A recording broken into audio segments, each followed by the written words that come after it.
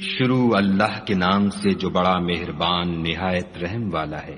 آسمان کی قسم جس میں برج ہے، اور اس دن کی جس کا وعدہ ہے، اور حاضر ہونے والے کی اور جو اس کے پاس حاضر کیا جائے اس کی، کہ خندقوں کے کھودنے والے ہلاک کر دیے گئے، یعنی آگ کی خندقیں جس میں ایندھن جھونک رکھا تھا جبکہ وہ ان کے کناروں پر بیٹھے ہوئے تھے، اور جو سختیاں اہل ایمان پر کر رہے تھے ان کو سامنے دیکھ رہے تھے۔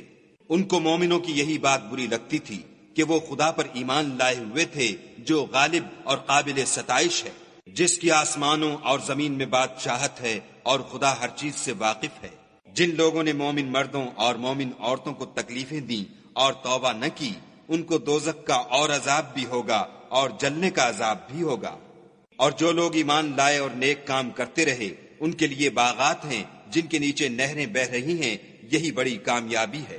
بے شک تمہارے پروردگار کی پکڑ بہت سخت ہے، وہی پہلی دفعہ پیدا کرتا ہے اور وہی دوبارہ زندہ کرے گا، اور وہ بخشنے والا اور محبت کرنے والا ہے۔